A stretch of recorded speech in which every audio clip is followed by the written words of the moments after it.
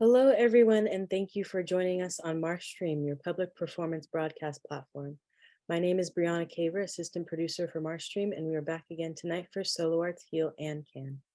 Although our theater doors are now back open, there are still some folks unable to attend these live performances.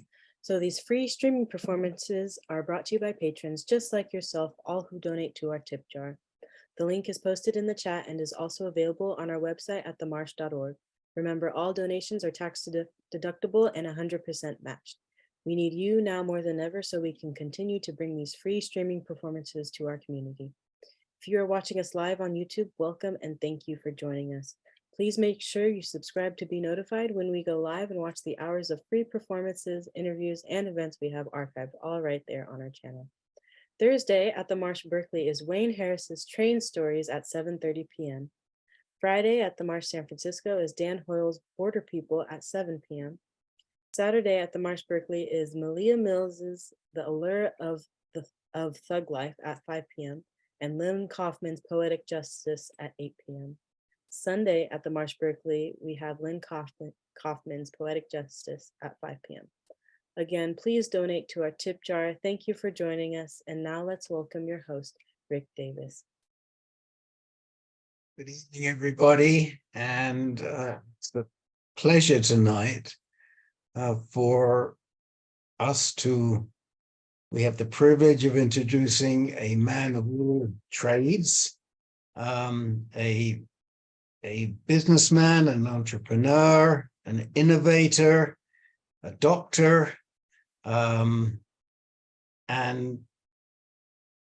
many more things that I think we'll uncover. It's my honor to be speaking with Dr. Sam Blackman, who is going to be telling us some stories, and we are in the great company of the Moth. Many of you are familiar, I think, with the Moth, which is a storytelling platform. And I think we have a grand moth here, or a great moth, or what exactly, certainly a high flyer. What sort of moth are you, Sam? Oh, I'm, clearly some type of evening moth, given the late hours. But no, thank you, Rick. It's a pleasure to be here. But you have competed in the Moth many times, right? And you have gotten through to higher rounds. And have we heard you on the radio on the Moth? You have, you may have heard me on the radio. So yeah, I was something of a social introvert for a lot of my life, and never really ever graced any stage that I'm aware of, other than professional speaking or scientific symposia. And about I don't know, 7 or 8 years ago, my wife and I and another couple went to a Moth Story Slam event in Seattle. And I was feeling punchy, I suppose, after a good dinner and a couple of glasses of wine. And so when you walk into these things, they take your ticket and they ask you, "Are you interested in telling a story tonight?" And my wife, of course, was like, "Absolutely not." And I'm like, "Absolutely." And so they're open mic events, so I threw my name in a hat. And my wife was mortified, of course. She's like, "Well, you've never done this before." And I'm like, "Well, that hasn't stopped me before from many things." And she goes, "Well, what are you going to talk about?" I'm like, "I don't know. We'll cross that bridge when we get there." And sat in my seat, and they draw the names out of the hat after every story. And 3 or 4 stories in, they call my name, and my wife slouches down in her chair, and I'm like, "Oh boy, I better come up with something good." And it was exhilarating for me. And the good thing was I didn't come in last, because I think if I had, I would have been embarrassed and discouraged. I came in sort of 3rd or 4th or something like that, but enough for me for like a switch to flip in me to think, wow, not only did I enjoy that, but I think if I actually worked at it, I could probably be pretty good at it. So, writing more, something I had done earlier in my career, but had put aside. Started writing more personal stories across lots of different domains, and then just learning how to tell a good story. Eventually won some story slams, got invited to compete in some grand slams, won a couple of those, and then actually this year, amazingly, I had a couple of stories on the radio and on the Moth podcast. One last month, a very personal one. I told about my experience with being a sort of a devout Jew when I was a kid, and then being an absolute secular, Jew when I broke up with religion when I was 16. And then one earlier in the year, which is actually a story that I'll tell tonight. Wow. Yes, I know that devout Jew breaking away story quite well. It was funny. I live out here in the Pacific Northwest, and I wrote that story for the Grand Slam where I told it. They give you a coach, and so I'm out here in the Pacific Northwest. Was living in Seattle at the time, and the coach that I had was this guy back in Brooklyn, and very New York. So when I rehearsed this story with him, he at the end he goes, so where are you telling the story? And I said, Seattle. And he goes, ugh, such a waste. But it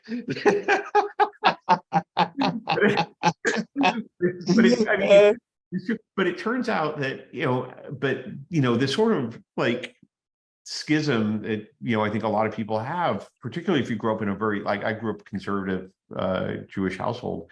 If you grow up sort of very devout, and the people who sort of break away, it doesn't matter, Jewish, Catholic, Episcopalians, I suppose, have existential crises. I mean, it happens, and it crosses all religions. It's just a thing that happens to some people, and so I was really pleased afterwards to have folks come up to me and say, yes, I understand this. This is a theme. This realization of your. I love it. I mean, I always like to say that all religions say really exactly the same thing. It's just depends what sort of flavor you like to take it in. So now, look, we have to tell some stories tonight. We got caught away, so I didn't get to ask you what I wanted to ask you beforehand, but we'll come back to that. I'll let you introduce this first story, since I wasn't able to bring it around in the course of conversation, but we had more fun. Go ahead. So this is a story that I wrote. I think I probably wrote it in 2018 or 2019. So the way that I sort of write stories is usually prompted by some type of theme, and then my process is I suppose a little unusual in that I'll usually just think about the theme a lot, and most of the time in the shower in the morning. It's where for whatever reason, that is the place where the ideas all seem to come. The theme of that I was writing to was beauty. It's interesting because beauty is not something, as a scientist and as a physician, it's not something that I think about a lot. I'm not a graphic artist of any sort, and the things that I think are beautiful are typically like my daughter or my wife. But I couldn't come up with something that simple. So I was thinking in the shower about what have I encountered in my life that was truly beautiful on the professional side, and I remembered something that happened to me when I was a second-year resident in pediatrics, and I wrote this story. I looked in my usual places, in the laboratory, in the labor and delivery ward, in the operating room. But in the laboratory, microscopic images are mostly just informative or interesting. And in the labor and delivery ward, seeing a child born, if it's not your child, is not beautiful. And in the operating room, for me, what I saw there amidst the reds and blues was always more brutality than beauty. As a second-year pediatric resident, if there was beauty in medicine, I wasn't finding it. After 80-hour work weeks, frankly, a kid could crap rose petals in front of me, and I'd probably just collect the sample and stick it in a vial and note it in the chart. And don't confuse cute with beauty. Sick kids, even really sick kids, can be cute, but the diseases that they have are not beautiful, and the parents of sick kids are not beautiful. Parents of sick kids are terrified, because when you're scared for the life of your child, you want some element of control, and what you don't want is a second-year resident. And you certainly didn't want me at the time, because between the crushing fatigue and the constant fear of screwing up and feeling like I never knew enough, not only was there no beauty in my world, but I, in fact, was getting uglier. And there were moments where frustration and fatigue got the best of me, and my words hurt the people that I was trying to help. And as someone who so desperately wanted to be a good doctor, I found I was no longer able to be my best self. I was failing. I wasn't the doctor that I had hoped to be. Brianna's mother took this feeling to a whole new level. In fact, the whole team suffered her wrath, and we knew why. Her daughter was dying, and there was nothing that we could do. She had the worst tumor ever, period. Diffuse intrinsic pontine glioma, a bastard of a brain tumor. It invades the central part of the brainstem. It's always inoperable. There's no chemotherapy or radiation therapy that can fix it. It's 100% lethal. Most patients only survive about 8 months from their diagnosis. And her fury at the disease and her fury at being a single mother through it came out daily as contempt for us. She'd keep the sliding glass door to her room closed. She'd keep the lights out and the curtains drawn, and wouldn't even let the team in during rounds. She wouldn't let us even examine Brianna. She saw no point. So we'd hover outside the door every morning. We'd discuss the lab results and the clinical plan, and we'd ask to come in and talk to her, but she'd refuse, except when she wanted us to use her treatment plan. Then we'd get to negotiate. Homemade herbal tea? Sure, that's fine. Skip the blood pressure medicines? No, not so fine. Coffee enemas. What about coffee enemas? We had a week-long debate with her mother about coffee enemas because she wanted Brianna to get them.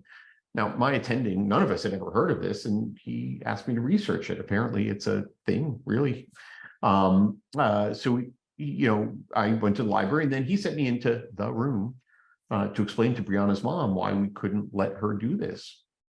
But because I took her request seriously and presented the arguments and data both for and against, she started to let me in. I mean, really, literally started to let me in. From that day on until I was off service, I was the only doctor that was allowed in the room. And I would examine Brianna, I'd discuss the plan with her mom, and then I'd go out and communicate back to the rest of the team. And so for a few weeks, I was exclusively Brianna's doctor.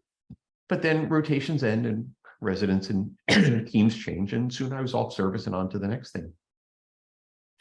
About a month later, my wife and I were driving home from dinner on a Saturday night when my pager went off. And it was a nurse from the pavilion, which is the far corner of the hospital where the palliative care patients stay. And she thought that Brianna was dying and asked if I would come in. Now, I wasn't on call. I wasn't even on that service, but I sensed that I should be there. So I called the supervising physician on the service, and I asked him to meet me because I'd never attended a death before. And attending a death is far more involved than you'd think. It's not just a matter of waiting around. One of the horrible details that they don't tell you at the start of your pediatric residency is that children take a long time to die. Their hearts and their lungs are strong, and so their bodies fight to hold on to life. And think about that for a moment and what that might look like. It was after 10 o'clock at night, the hall lights were dimmed. The building had that late night quiet that I had always enjoyed about hospitals, but in this remote building and on this particular night, the darkness was a little intimidating. And for the next 4 hours, we did our job. We gave medicines to ease Brianna's agonal breathing and relieve any pain she might be having. And when we could do no more, we stood outside the room and simply bore witness. Middle of the night, 2, 3 o'clock in the morning, the nurse checked in the room, and she came out and said that she thought that Brianna had stopped breathing. And the attending physician turned to me and said that I should go in and pronounce her dead because her mother knew me and seemed to trust me. But I had never done this before. I didn't know what to expect. So I quietly entered the room and I whispered that I needed to examine Brianna one last time. And then I carefully performed our ritual. I felt for the lack of a pulse. And I put my stethoscope on her chest and listened for a full 60 seconds for the absence of a heartbeat. And silently noted the time of death and told her mother that I was so sorry for her loss. And then as I was preparing to leave, I stopped and turned back and I said, "Is there anything that I can do for you?" And she thought for a minute and said simply, "Could you pray with me?" And I paused because, well, I'm a lapsed Jew from New Jersey and I don't pray. I don't even really believe in God. And frankly, the death of a child seemed so profoundly unjust that pretending to pray seemed absolutely the wrong thing to do. But right there, in that moment, it finally dawned on me that this was not about me. It wasn't about my feelings. Brianna's mother saw me as her doctor, the one that she needed, and the one that I had always hoped to be. And so there in that dark room, lit by a silent bank of glowing monitors, I had my one truly beautiful moment in medicine when a stranger took my hand in hers and the two of us stood over the body of her daughter. And I closed my eyes when she did. And when she spoke, words that I had actually only heard a few times before came forth from me too. "Our Father, who art in heaven, hallowed be thy name. Thy kingdom come, thy will be done, on earth as it is in heaven."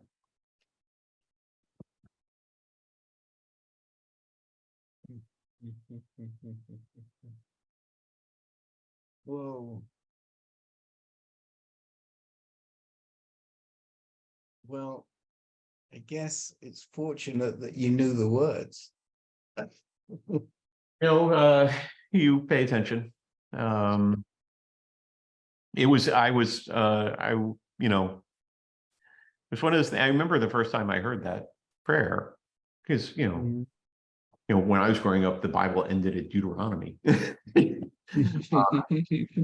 And but had been in Chicago long enough, had sort of been around the block long enough that weddings and the like, and I remember the times that I'd been in a church and I heard that prayer, and it's I mean, the words are really, they resonate. I mean, they're just deeply affecting. Oh yeah.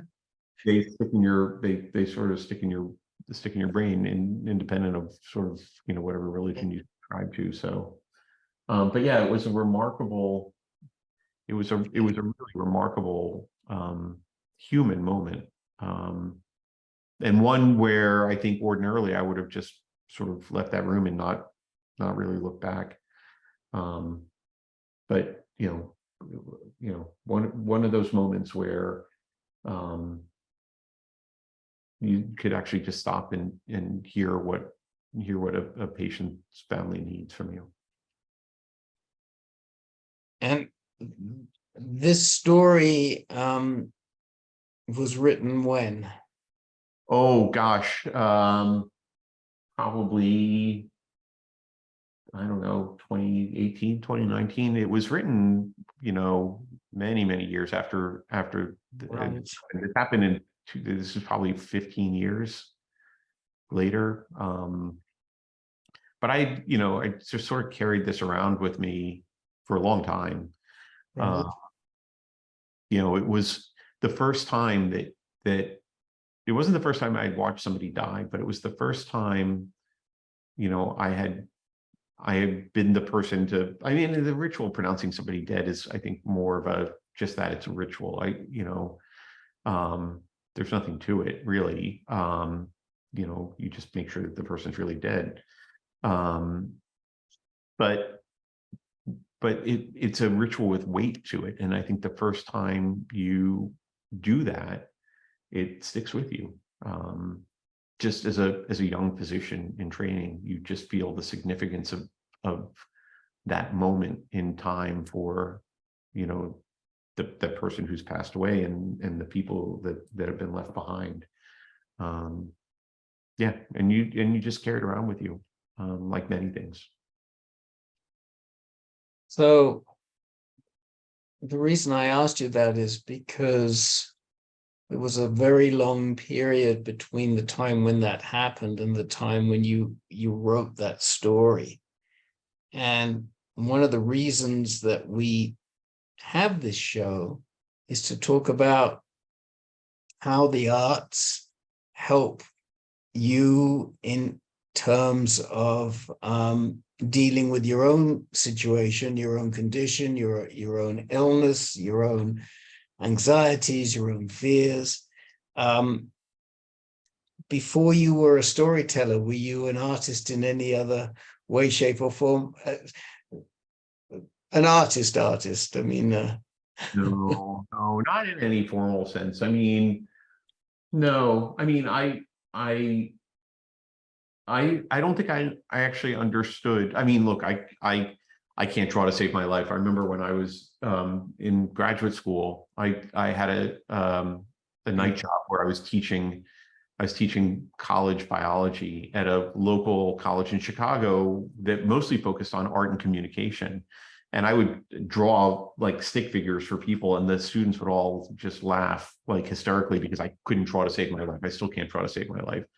I can't paint. I can't, sculpt. I can't sing. I mean, I can sing. I just sing very badly. But I can in the write. shower in the morning when you're composing stories, right? But I can write, and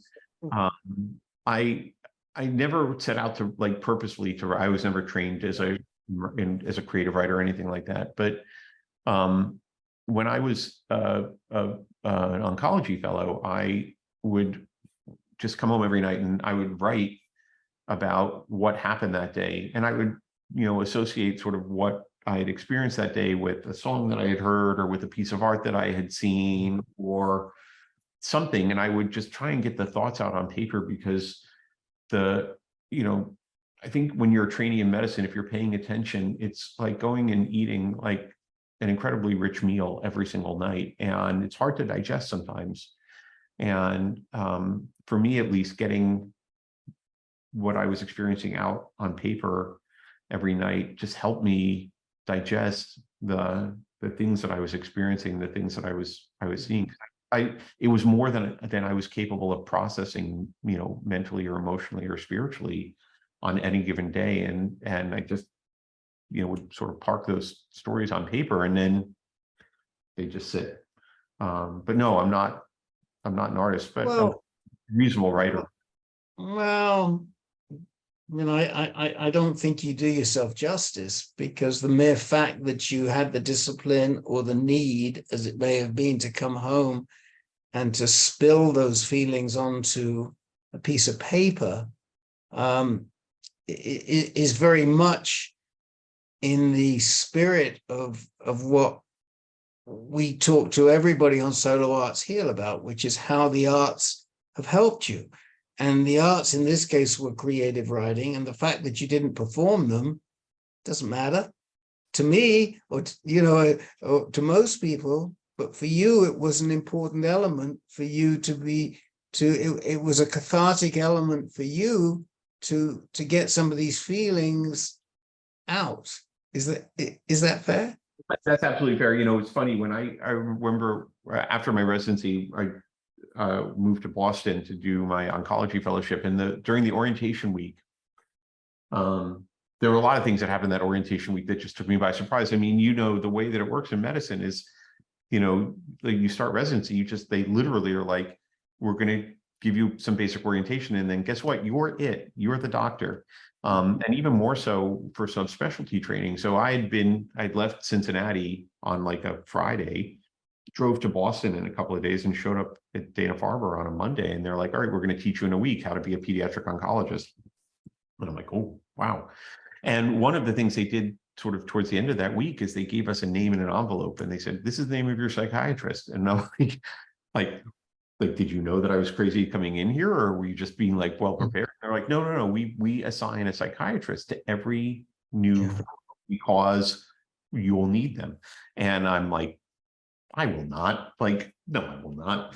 And what's amazing is maybe 2 months in, 3 months in, you're really in it. You're the kids that you've been assigned to, or the new diagnoses that you're accountable for. The kids are starting to get really sick, or you start to see a couple of patients die and stuff like that. And the first time you like sort of go through this, it's a big deal. And like, you're on call every third night or every fourth night, and it's bad. It's really hard. And by like October, I was really struggling. And I had one of my a little girl who I'd taken care of who died. And it just broke me. And I remember getting the envelope and calling the number. And I went over to Brigham and Women's and sat down with the psychiatrist, and I was just rambling. I'm like, I don't know why I'm here, and blah, blah, blah. And then literally 10 minutes in, I was just hysterical, because I just, everything that I had taken in over 4 or 5 months was just being vomited out of me all at once. Right. It was, Right. and so after that, I'm like, well, I can't be like an emotional bulimic, like taking all this stuff in and then vomiting it out. Right. A giant mess. And that's when I really started writing. And it was just sort of like, I'm going to experience the day and all the victories and all the defeats, and oftentimes more defeats than victories, and the things that I did that worked well and the things that I did that worked poorly. And then I'm just going to write down, like, what made me feel something today, and why, and try and just, why am I thinking about this one kid, or why am I thinking about this one dad, or this one mom, or this one thing that I saw. And it helped a lot. It really did. Every single, just a little bit helped a lot. So, did you keep the stories? I'm sure they're sitting on a computer somewhere. I'm sure they are somewhere in the deep. Not everything was a story. There were some things that that just got lost over time. And 10, 15 years later, when I started writing seriously to perform, I just would sort of troll in the memory banks, what was still there, what was I carrying around with me. Not everything that I write is about medicine. I'd say half of the things that I write about are things out of the hospital. The rest is life stuff. It's, I had a very contentious relationship with my father, spanning many decades. There's a lot about that. There's a lot about my daughter. We had a really fascinating journey to bring her home from Kazakhstan, which is where she was born. And that whole process of bringing a child from the other side of the world over here, what that means for her, what that means for us. So, I write about things that make me sort of step back with a little bit of awe and wonder.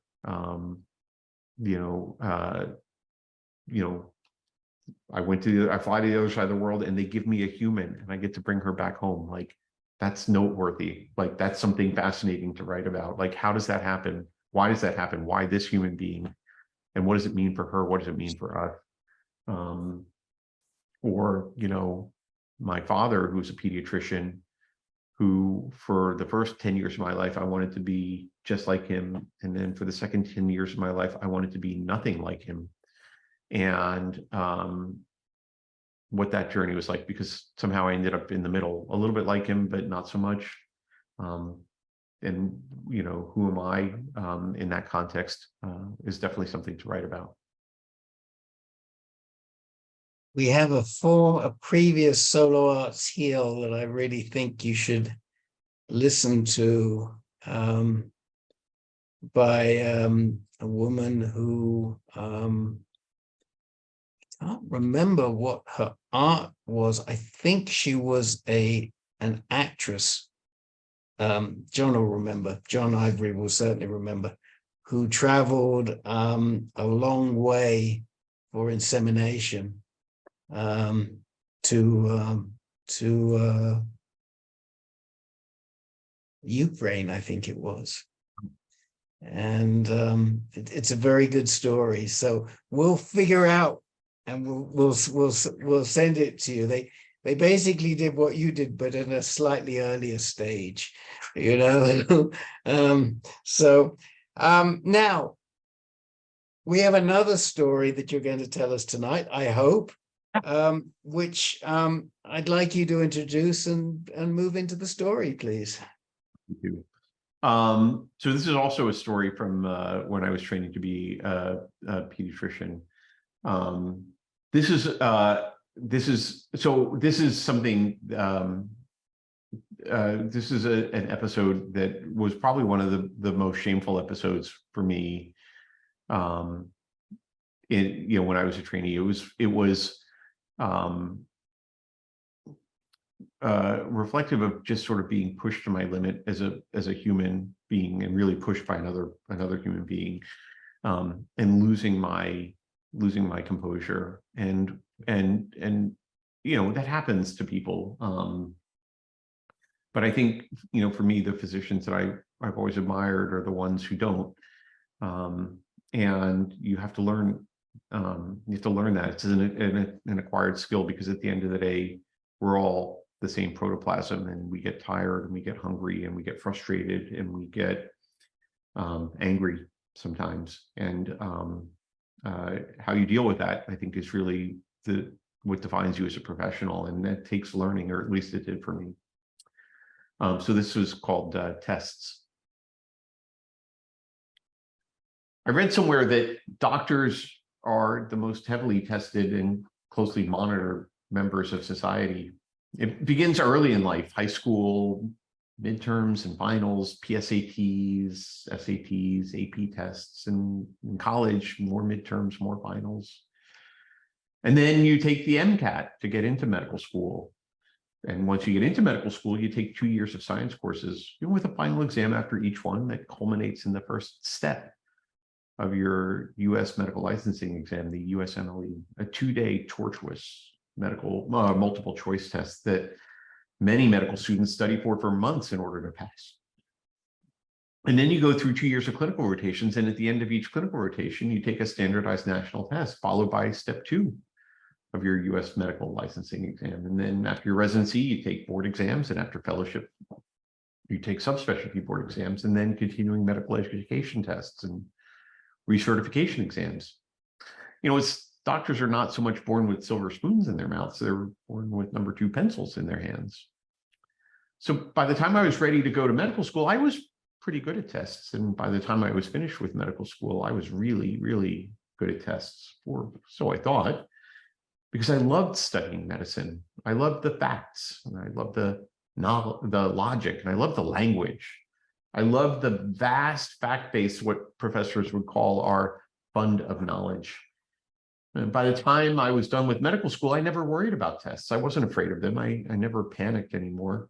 I knew how to study effectively. I knew how to dissect questions, and how to ensure that even if I didn't remember the answer, how to reason my way through to it. Now, during residency, despite the fact that you're growing your knowledge base, or your fund of knowledge, at an exponential rate, you don't ever really take written tests. You do monthly rotations. As a pediatric resident, I rotated through the pediatric ICU, the neonatal ICU. I did a month of well baby, adolescent medicine. And at the end of every month, you move on to the next rotation. You don't ever really get tested, not in the number 2 pencil kind of way. By the middle of my second year of residency, I was the junior resident on the cardiology service. Now, when I was in medical school, I had a professor, Dr. Condos, who would tell us that cardiology was the easiest specialty to learn. He'd say, there's a pump, and then there are pipes, and the blood, it flows in one direction. Dr. Condos would also say that nephrology, or the study of kidneys, was the hardest specialty to learn. He'd say, now turning blood into pee, that takes genius. Now, I was never a fan of cardiology, despite Dr. Condos's insistence that it was easy, because the kids with congenital heart defects scared the hell out of me. They were really hard to manage because their deformed and defective hearts were constantly being replumbed or patched, or sometimes replaced altogether. And their heart rates and blood pressures were always so labile, the wild Swings would set off their monitors when they got scared or if something went wrong with their medications. And then their parents would freak out and tell the nurse to call the resident. Kids with a disease called tetralogy of Fallot would sometimes get mad or upset at whatever, and they'd have what we would call a TET spell. They'd turn blue and pass out because of a rapid drop in the oxygen content in their blood. And the parents would freak out and tell the nurse to call the resident. And a lot of these kids were on dozens of medications, powerful medications, which means that every single one would have to be carefully ordered and carefully dosed. And the parents would watch carefully. So if there was a mistake, the parents would freak out, tell the nurse to call the resident. So one night I was the resident on call. And there was a long-term patient on the ward whose mother struck fear in all of our hearts. Even her name belied her nature. Mrs. Goad. Goad. She was a night owl, so she'd stay up late in the evening. She'd read through the progress notes in the chart. And if she saw something that she didn't like or didn't agree with, whatever the hour, she'd tell the nurse to page the resident.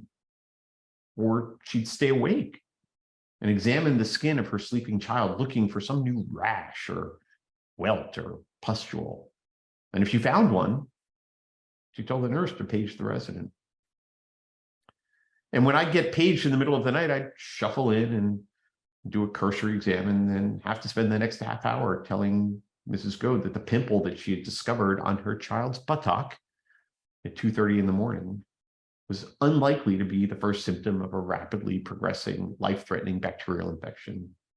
And no, I didn't need to work it up.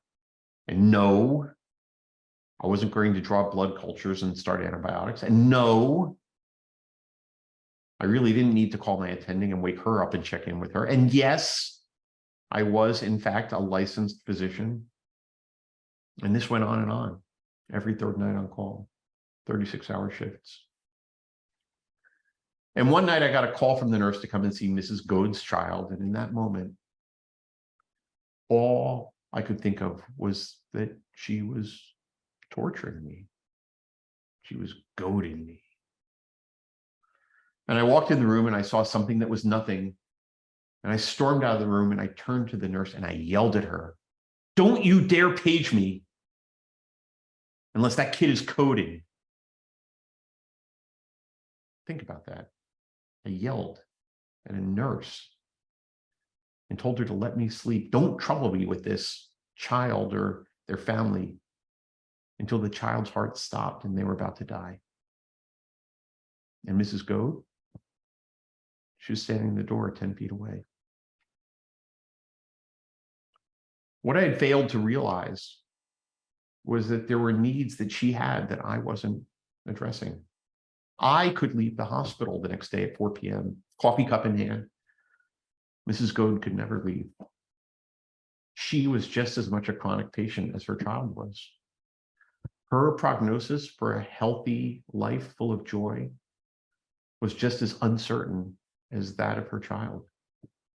And her heart was just as broken and arrhythmic as the heart of her child, buried amidst the scar tissue of his chest. I've taken a lot of tests in my life. I've passed all of them. I've written countless answers to countless essay questions, and I filled in innumerable bubbles on Scantron forms. But this was the test that I failed. And to this day, over 20 years later, I'll always remember the questions that I was asked.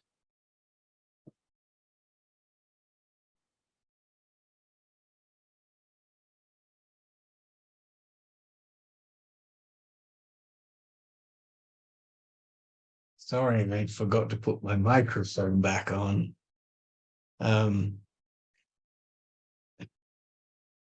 There's always a question that comes to my mind about choosing the specialty of peds.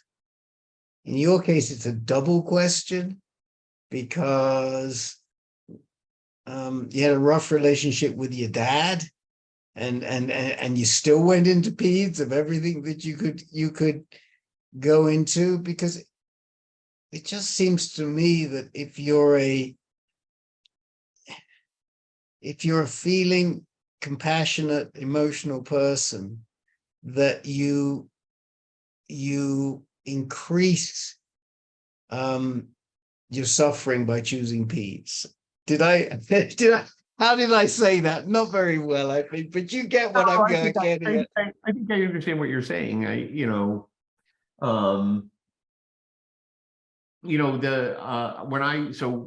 between college, so when I was in college, I studied philosophy. I was wholly unequipped. Wholly technically unequipped to go to medical school. I think I was academically equipped to deal with the questions that I would encounter, but I was not technically equipped. And so I actually took 3 years off in between college and medical school to take additional courses. And I worked in a hospital and did research, and actually almost all my research was focused on anesthesia. So when I went to medical school, I thought I was going to be an anesthesiologist because I liked the big machines and I liked the very, specific technical nature of the practice of anesthesiology. It just seemed really cool to be able to switch off somebody's everything and get them through a surgery and then switch them back on. I just thought it was that level of control was remarkable. And then I started, did my 2 years of science and medical school. And then I actually did a PhD. So I was out of everything for 4 years. I was totally focused in the laboratory. And by the time it came back to the clinical rotations in medical school, I was, at that point, I was probably 31 years old. And I was a different person than I was when I was an angry teenager, or a teenager angry at my father. I was, somebody who had now worked, and lived independently and worked, for a paycheck, and had spent, essentially 6 years focused on very, very, very small things, and had just changed. So I started through the rotations and actually looked at each one ab initio and said, is this something I could see myself doing? And there were some things that were absolutely like a hard no for me. Surgery was fascinating, but an absolute hard no for me, because at 31, I was like, after 4 hours on my feet or 5 hours on my feet for an operation, I'm like, I'm tired. Like, I can't do this for the rest of my life. This is hard. And I just don't breathe well in masks. Like, I was just not, they'd make fun of me because I'm like a mouth breather in a mask, and it just sounds horrible. OB-GYN, just absolutely wrong place for I think a man to be, or at least this man to be, like, just no. And even my beloved anesthesia was interesting, but I was at that point, 31, really interested in the people that I was taking care of. And the thing about anesthesia is you don't spend a lot of time talking to them, you spend a lot of time attending to them. So when I did pediatrics, I just fell in love with the specialty for a couple of reasons. One is children, even when they're really sick, are not having like a major existential crisis, as opposed to adults. They just want to get better. And they oftentimes have diseases that are really reflective of a much simpler biology, a developmental disease, or some type of metabolic disorder, or the like, a relatively simple infection. And a lot of times they get better because they have brand new hearts and brand new lungs and brand new kidneys and brand new livers, and they've not been abusing themselves with 50 years of smoking or drinking or bad eating or whatever it is that we do over the better part of our adulthood. And they're sick, not oftentimes never because of anything having to do with their own actions. They're sick because of happenstance or something that is entirely not their fault. And for me, it just took anything that would be even remotely judgmental out of the practice of medicine for me. And you were just there to make them better. They just wanted to get better. And I think in the care of children, you just want them to get better. I also like, sort of the educational part of, teaching parents how to, help them care for their child. And the fact of the matter is, most children survive. So it wasn't nearly as depressing as, internal medicine, which I think can be really hard, particularly when you're dealing with people who are dying of, you pick it, coronary artery disease, diabetes, end-stage renal disease.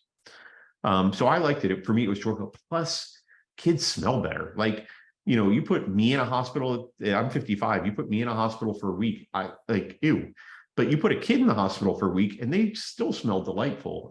So I just, they have better smelling feet and like. Now I did go on to do pediatric oncology, and that's an entirely different kettle of fish. And I remember You took the words out of my mouth. I was going to hang you by your own petard, and you did it yourself. well, but here's the thing, right? So yes, yes, certainly a much higher rate of death, when you're taking care of children with cancer. But the hard facts are that about 70% of children who develop a cancer will go on to survive. It's a remarkable survival rate. And while the lows are incredibly low, and I mean really ridiculously low, hauntingly, so the highs are also equally incredible. The first time that I took care of a leukemia patient, and that, the chemo managed to put that child into remission, and you walk into the room and you tell the parents that their child's in remission, it's the greatest feeling in the world. And again, it's weird because, at the end of the day, I think a lot of times what we do in pediatric oncology is not so much, we don't save lives, we just keep kids from dying from something avoidable. I didn't invent the chemotherapy, I just gave it and made sure that it didn't get screwed up and that your kid didn't get septic along the way. But the parents treat you like you just like rescued their kid from a mine shaft or something like that. But it's pretty amazing. And then to see kids who get through a disease that would otherwise be fatal, that you've helped them sort of along that journey, go on to grow up and survive and thrive. It's pretty remarkable. And so, for me, the price of that feeling of, wow, I helped get a kid through something that would otherwise be lethal, and now they're alive and doing their own thing, or even better, having kids of their own, right? That for me is worth the price of the patients who don't survive. And even in those instances, right? When a child dies of a bad cancer, it's not oftentimes not because anybody screwed up. It's because they have a disease we just don't know how to fix. And there was nothing, oftentimes we were going to be able to do to fix that. If you've got a high-grade brain tumor, 8 times out of 10, there's nothing that anybody can do to save your life. All we can do is prolong your life and try and maintain the quality as best as possible. And if you just sort of see the limitations of medicine, you see your limitations as a physician, but you see that what you can do is help the patient make the most of their time, help the family get through it, help relatives and schoolmates and loved ones deal with the remarkable tragedy, then you've done the best that I think anybody can do in a situation like that. If you consider any death a defeat, then yeah, you won't last long in that field. But if you see the ability to maybe not create good, but relieve suffering during the time when people are genuinely suffering, then isn't that what we all aspire to do? Like, if you're in healthcare, isn't that what we're supposed to do as physicians? Is relieve suffering? I wonder if you would have the same response if you were entering pediatric oncology today versus how many years ago did you enter pediatric oncology? 2004, so 20 years. 2004. So you have that same response today to pediatric oncology as you would have done in 2004? Yeah, I think so. I mean, yeah, I don't think, unfortunately, not a lot has changed in pediatric oncology. We're starting to actually, that to be fair, because I just saw some remarkable data presented today in terms of, the change in long-term survival rates, for pediatric cancer patients. And I think we've made a lot of progress in 20 years. in a number of diseases. There are some that are still recalcitrant. Most pediatric sarcomas, particularly ones that are advanced, Right. to treat. Acute Right. leukemias are really hard to treat. But even in the 20 years that I've been sort of in this field, there have been measurable improvements in outcomes for patients. But I mean, it seems to me that that an oncologist today, whether a pediatric oncologist or an adult oncologist, has the opportunity to be so much more creative than they did 15 or 20 years ago, because as you well know, with your biopharmaceutical efforts, the opportunities that are presented when you know so much more about the tumors allow you to move to places that you never thought you might want to go, and to move to medicines that you never thought you might want to go to. And when I look at the field I know best is genitourinary, and when we look at the GU medocs we love, they're the ones who are just so blinking creative and they don't give up, and they don't go to what is the obvious, but they think, well, maybe this would work, or maybe that would work. And so there's a creativity, a really, really challenging creativity, and applying that to kids even more so. Yeah, no, I think those are all very fair points. Some of the most remarkable advanced technologies in cancer medicine that I've seen in the past 10 years has been the development of what's called cellular therapy, which is essentially taking normal immune cells out of genetically reprogramming Right. them to Right. attack tumor cells. And the very first work that was done at Children's Hospital Philadelphia by an incredible scientist named Carl June, who created these things called CAR T cells, chimeric antigen. Yep. And the very first that he treated was a young girl named Emily Whitehead, who had multiply relapsed leukemia, really had run out of therapeutic options, was probably weeks or months away from dying. His parents agreed to let her be the first patient on a clinical trial of this novel therapy. And I think she just turned 18 or 19 years old or something like that. I mean, she's been a remarkable long-term survivor. And if that's just not the height of scientific and human ingenuity, all of the pieces, by the way, to do that, right, which is, understanding the immunology, the technical ability to make up a completely non-natural gene that is going to create a protein that activates something as complicated as a human T cell and direct it in a certain way, but then to figure out a way to stably put that thing into a T, and then make enough of them and put them into a patient.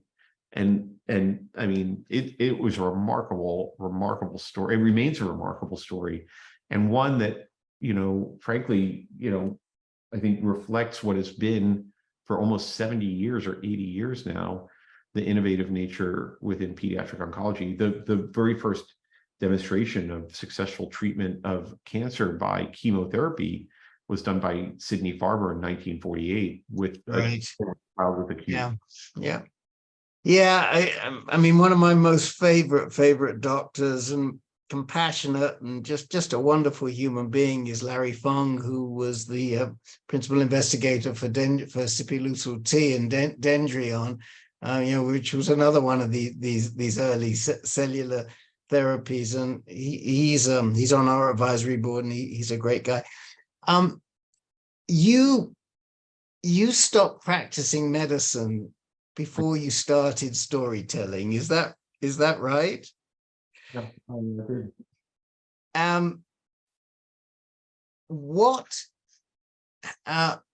One of the things I wanted to ask you is how you used your storytelling with your patients, but you didn't, because you didn't start telling stories until you stopped becoming well, you didn't really stop becoming a doctor, but you stopped becoming a clinician. Correct? Is that right? Would you still be a doctor if you were telling stories back then? Would I be a doctor if I was still telling? Would I still? Clinical doctor, a clinician.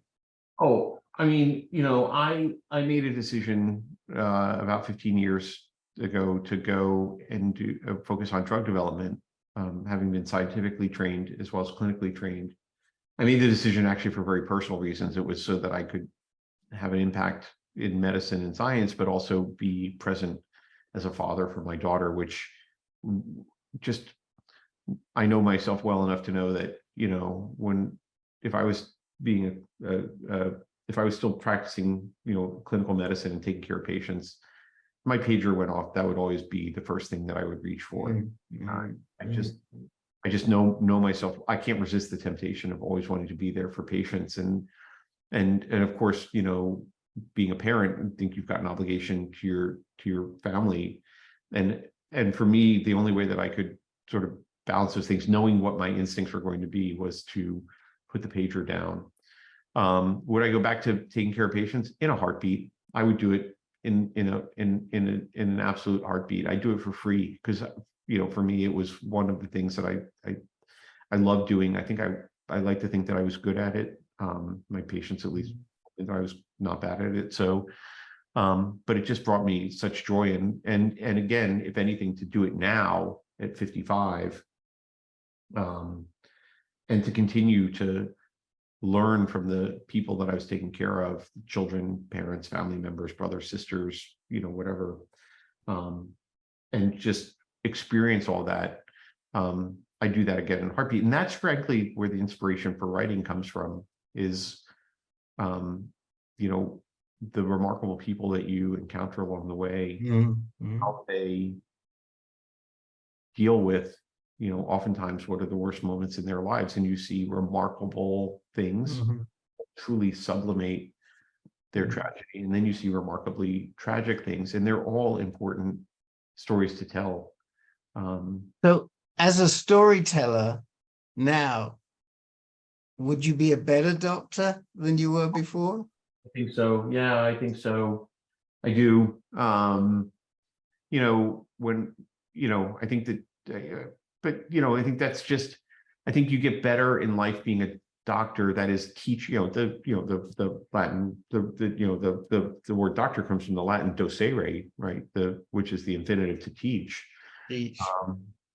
And I think that, at the end of the day, one of the most important things that we do as physicians is really to teach. And the best way to teach is oftentimes through stories. It's not, and this is not new. I mean, grade school teachers have been doing, elementary school teachers have been doing it for as long as we've had elementary school teachers. And in fact, in medicine, we teach very effectively through case studies, which are just essentially stories.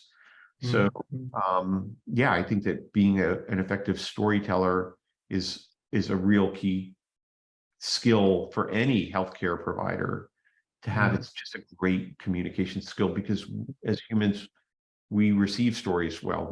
When you see a story arc, you just sort of naturally want to know where it's going, and you can learn to use that natural human receptiveness towards stories to get a lesson in, to teach someone something that's going to help improve their health. Well, Dr. Sam, we have flown through this hour. We've heard two wonderful stories. We've got a bunch more questions, but we don't have time for them. I thank you immensely for all the good work you've done for all your patients, for all the good work you're doing now to create new treatments. And hopefully our paths will cross again somewhere before too long. Just a big thank you. Thank you very much, and thanks for having me for the past hour. It's been great. And folks, please don't forget the tip jar. We would all be grateful if you patronize the tip jar. There will be no Solo Arts Heal for the next 2 months because of the holidays, I understand. I haven't looked at the calendar, but our fantastic producer who found Dr. Sam, John Ivory, has. And that's what I see on the sheet here. So we'll see you in January.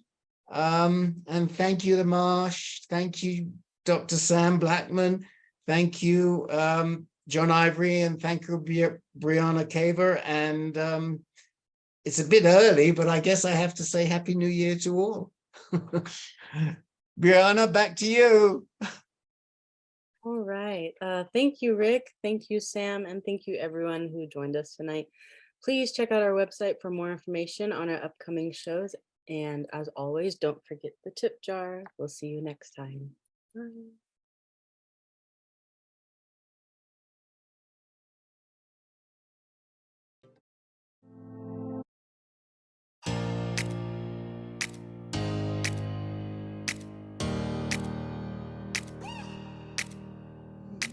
How do I describe my journey with your mother who takes care of you, who takes you to the doctor when you're sick? Your mother.